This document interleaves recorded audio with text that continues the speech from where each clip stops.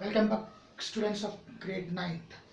Last time जो हमने last lecture जो हमने लिया लास्ट प्रीवियस लेक्चर जो लिया था उसमें वी हैव कंप्लीटेड के हाउ लुइस 16 ने 1774 में थ्रोन असेन किया, थ्रोन के ऊपर आया तो उसके बाद उसके क्या क्या प्रॉब्लम्स है, व्हाट मतलब क्या प्रॉब्लम्स थी, ट्रेजेडी एम्प्टी थी, whatever the things that we have seen in the last chapter. उसके बाद हमने देखा कि what is old regime, what is feudal system, what is taille, what is thesis, then what is subsistence crisis. आज continue करते हैं next part पे। Subtopic 1.3 a growing middle class envisages an end to privileges. कई अब ये आ रहा है कि थर्ड क्लास जो है मतलब मिडिल क्लास, एक न्यू क्लास बीच में आ रहा है which is called as middle class. इसका ग्रोइंग क्या हुआ, this take to rise up, ये थोड़ा ऊपर आ रहा था, कैसे ऊपर आया और व्हाट वाज द पॉलिसी क्या है, that we are going to line है। Please open 1.3।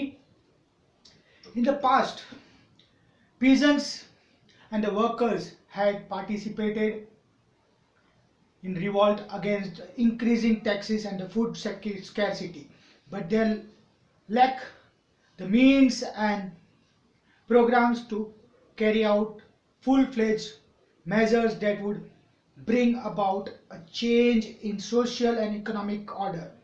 This was left to those groups within this third estate who had become prosperous and had access to education and new ideas. अब आ गई हमारी बात, जो सही बात मायने में हम बात करने वाले वो अब आ गई कि राव पहले भी रिवॉल्ट हुआ था, पहले भी रिवॉल्ट पीजेंट्स लोग ने रिवॉल्ट किए थे, बट वो रिवॉल्ट क्रश हो गए क्योंकि उनका प्रॉपर लीडरशिप नहीं था, उनका प्रॉपर एजेंडा नहीं था, उसके कारण से वो रिवॉल्ट हमेशा क्रश हो गए। अब जो रिवॉल्ट करने वाले थे, अब जो ये सब्सटेंशन क्राइसिस के वजह से जो प्रॉब्लम फेस हो रही थी उसके वजह से अब जो ये रिवॉल्ट करने वाले थे उसका जो लीडरशिप थे वो मिडिल क्लास को दे दिया। थर्ड एस्टेट के अंदर ये मिडिल क्लास है और उनको ये देने का रीजन क्या हुआ, because they have become prosperous. Prosperous मतलब इकोनॉमिकली स्ट्रांग हो गए, पैसा के तौर पे वो अच्छे हो गए थे और नेचुरली पैसे के तौर पे अच्छे हो गए थे, प्लस दे वर एजुकेटेड। दो पॉइंट है, वो पैसे के तौर पे भी अच्छे थे और एजुकेटेड भी हो गए थे। They were knowing what is right and what is wrong, क्योंकि एजुकेटेड पर्सन को ही पता नोज के what is right and what is wrong. तो ये छोड़ थर्ड एस्टेट के ऊपर छोड़ दिया कि हाउ टू डू रिवॉल्ट और how to go against the policies which are made by the government, how to respond with the policies this way. तो मतलब उनको एक एजेंडा मिल गया था कि कौन क्या करेगा। Now the 18th century witnessed the emerging of social group termed the middle class. Now we are going to see that France में 18th century के अंदर फ्रांस में सॉरी 18th century के अंदर मिडिल क्लास आ गया and this was growing middle class. Middle class वही लोग हैं जो एजुकेटेड एंड प्रॉस्परस हो गए हैं, who had earned their wealth through the expanding overseas trade and from the manufacture of goods such as woolen and silk textile that were entirely exported or bought by the richer member of the society. Now ये अमीर कैसे बने, ये एक point है। How did the middle class become prosperous, how they become richer. First एक तो overseas trade करके and second was by manufacturing woolen and textile goods which were bought by the richer section, मतलब first तो वो लोग हुआ अपना overseas trade expand करके अमीर हुए और दूसरा मैन्युफैक्चरिंग करके अमीर हुए। Now in addition to the merchant and the manufacturer the third estate included, third estate में अभी कौन कौन आ गया, थर्ड एस्टेट के अंदर मिडिल क्लास के अंदर कौन कौन आ गया, मिडिल क्लास के अंदर not only the manufacturer and the traders but also there was a third estate के अंदर एक और ग्रुप था and that group for educated elites, that group for additional educated elite. The third estate included professions such as lawyers and the administrative officer. All these were educated and believed that no group in society should be privileged by birth. Please underline the word privileged by birth. No groups in the society should be privileged by birth का मतलब है कि किसी को भी birth right नहीं होना चाहिए। जैसे फर्स्ट स्टेट और सेकेंड स्टेट को बर्थ राइट था कि they are exempted from tax, उन्हें टैक्स नहीं भरना was a birth right to them. अगर कोई नोबल फैमिली में पैदा हो गया तो वो अंडरस्टूड है कि उसको बहुत टैक्स नहीं भरना, और जो अपना what you call as clergy family में पैदा हो गया तो अंडरस्टूड है उसको टैक्स नहीं भरना। तो दिस एडुकेटेड पीपल जो प्रोफेशनल थे और वो जो लॉयर्स थे, एडमिनिस्ट्रेटर्स थे, एडुकेटेड पीपल ने ये बोल दिया कि there is no such right. सबसे पहले no right, they believe that all are equal, rather a person social status या position must be depend on his merit.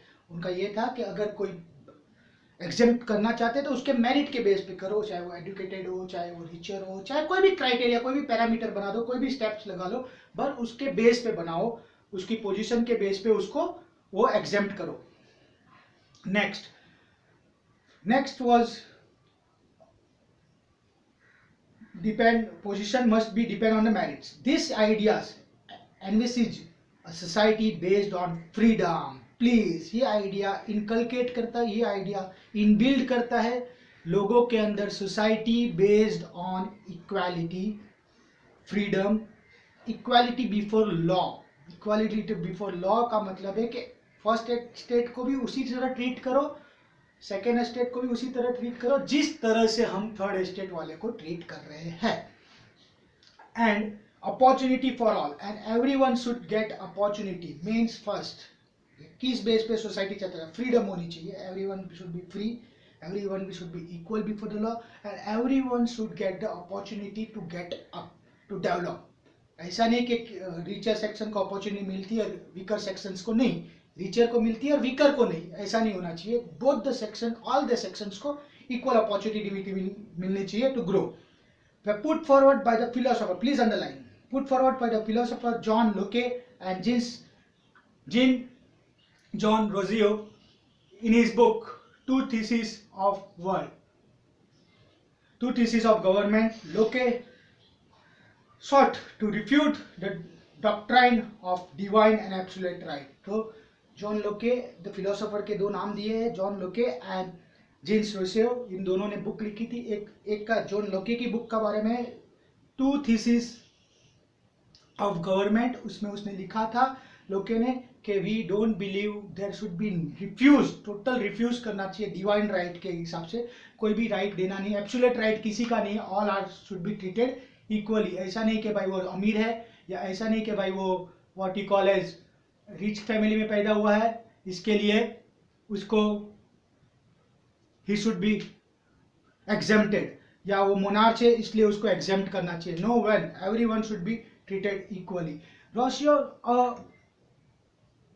carried out the idea proposed of forming government based on social contract between people and representative. तो उसने बोला, रोजियो का idea था कि government जो होनी चाहिए रिप्रेजेंटेटिव फॉर्म ऑफ गवर्नमेंट होनी चाहिए। उसका यही मतलब था कि लोग इलेक्ट करें या लोग बनाए गवर्नमेंट को, और पीपल और गवर्नमेंट के बीच में government should be for the people, not against the people, जो अभी नॉर्मली दिखा जाता था अगेंस्ट द पीपल होती थी।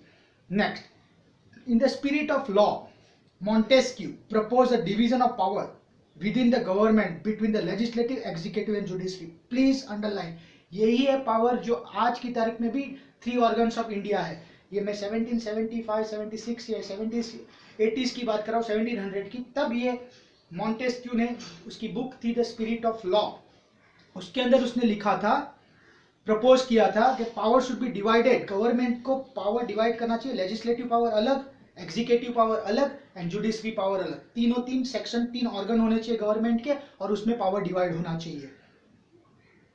This model of government was put into force in USA after the 13 colonies declared independence from Britain. आपको पता है कि लुई 16 के टाइम पे 13 कॉलोनीज इंडिपेंडेंट हुई थी, फ्रांस ने हेल्प की थी। वो 13 जो भी कॉलोनीज थी उसमें, उस 13 कॉलोनीज में ही ये मॉन्टेस्क्यू की जो आइडिया थी that powers should be divided between legislative, executive and judiciary, वो आइडिया पुट फॉरवर्ड हो गई, और वो आइडिया इनकलकेट करने के लगे और उसको एडॉप्ट कर लिया यूएस ने जब इंडिपेंडेंट हुआ। तो the American constitution and its guarantee of individual right was the important example for political thinker in France. तो अमेरिका का, no doubt, America got independent with the help of France, with the help of France America got the independent. पर उनका constitution को देख के इनको ideas आ गए, इनको मिल गया लॉजिक के what exactly we should do and how we should prosper and move ahead. So this was the ideas which were put forward by Montesquieu. The idea of this philosopher were discussed intensively in the saloons and coffee houses and spread among the people through the books and newspapers. This was frequently read aloud for the groups who, for the benefit of those who could not read and write. The news that Louis XVI planned to impose further tax to be able to meet the expenditure of the state generated anger and protest against the system of privileges. अब आ गया कहानी का and कि ये जो idea थी Montesquieu की थी या लोके की थी या रोजियो की थी, जो भी आइडियाज थी, ये आइडियाज प्रोपोगेट करने लगी, फैलने लगी. कैसे फैलने लगी? लोग सलून्स में बात करने लगे, कोई गेट टुगेदर्स में बात करने लगे और डिस्कस करने लगे कि नहीं, this ideas are quite okay, this idea for the benefit of the people. Like एक का आइडिया जो था वो आइडिया था कि there is no divine power, कोई बाय बर्थ राइट नहीं है किसी का. एक का आइडिया था मोनार्च के पास से सारे राइट्स ले लेने चाहिए. दूसरे का आइडिया था कि ओके पीपल और रिप्रेजेंटेटिव फॉर्म ऑफ गवर्नमेंट होना चाहिए. और तीसरे का आइडिया था कि पावर डिवाइड होना चाहिए लेजिस्लेटिव, एग्जीक्यूटिव और जुडिशरी में. तो दिस आइडिया डिस्कस करने लगे. मोर ओवर जो पढ़े लिखे नहीं थे, अनपढ़ थे, those who can not read and right, उनके लिए कॉफी शॉप्स वगैरह में या रीड अलाउड जोर जोर से स्पीकर पे, जैसे हमारे भोंपुस बजते हैं वैसे स्पीकर्स पे गुरुद्वारा में चिल्लाना चालू कर दिया कि ओके फाइन, मैं गुरुद्वारा एक जस्ट वर्ड यूज किया बट इट इज लाइक कि you go on telling the people के these are the ideas. And so जब गवर्नमेंट ने फर्दर टैक्स इंक्रीज करने की बात की तो पीपल वेर गोइंग मैड. उनके दिमाग में स्प्रेड हो गया कि देयर इज, क्योंकि इनको पहले पता नहीं था कि ये प्रिविलेजेस होते हैं, ये गलत हो रहा है, क्योंकि अनपढ़ लोग थे, पढ़े लिखे नहीं थे, गांव के लोग थे, तो उनको पता नहीं होता था. पर अब जब पता चल गया तो दे वांटेड अ रिवॉल्यूशन. तो दिस इज द वे कि कहाँ से रिवॉल्यूशन स्टार्ट हुआ. वो टैक्स बढ़ाने की बात करते ही लोगों के अंदर आइडिया आ गई. तो ऐसी ही होती है, जब तक रोते नहीं है माँ भी खाना नहीं खिलाती है. सिंपल लॉजिक वही कहता है. तो same way when you face the problem, that time only you get the new ideas. तो necessity is a mother of invention. तो यही उनको भी पता चल गया and they read the books. उनको कई बुक्स पढ़ी, कहीं कुछ पढ़े एंड फिलोसोफर थिंकर्स ने ये आइडियाज पुट फॉरवर्ड की. वो समझ ली वो ideas and then they told that okay this should not be prevail now. किसी को भी बर्थ राइट नहीं होना चाहिए. तो that we are going to discuss in the next part of the lesson. अभी फर्स्ट पार्ट हमारा टोटल कंप्लीट हो गया. मैं एक बार रिकैप्चुलेट कर देता हूँ स्टार्टिंग से लेके एंडिंग तक का जो फर्स्ट पार्ट हमारा हुआ है. हम 1774 से आए हैं और हम रिवॉल्यूशन स्टार्ट होने के पॉइंट पे आ गए हैं. सपोज बिकॉज क्या हो गया कि यहाँ टैक्स इंक्रीज करने की बात हो गई. टैक्स इंक्रीज, मैंने पहले ही बोला कि टैक्सेस इंक्रीज करने की बात हो रही थी. टैक्स ऑलरेडी तीन तो बढ़ते थे, वो चौथा और आ रहा था. ठीक है, एक टैली, चर्च का टैक्स, एक गवर्नमेंट को टैक्स, एक इनडायरेक्ट टैक्स बहुत सारे बढ़ते थे और इनकम टैक्स इंट्रोड्यूस कराया जा रहा था और कस्टम ड्यूटीज बढ़ाई जा रही थी. तो ये पब्लिक और ये सब फेस कौन कर रहे थे? Third estate. फ्यूडल सिस्टम क्या है? अगेन मैं बोल रहा हूँ, what is feudal system? The system of government in which the people are divided into 3 estate, first estate, second estate and third estate, जो फ्रांस में 1789 से पहले प्रिवेल करता था. प्रिवेल था वो, पर 89 में जब रिवॉल्यूशन हुआ उसके बाद ये सिस्टम खत्म हो गया.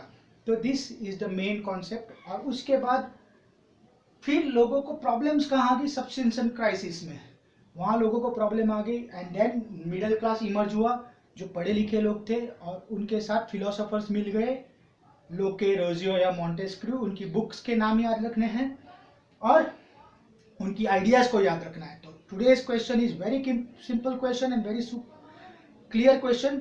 Explain the ideas put forward by the 3 followers, what you call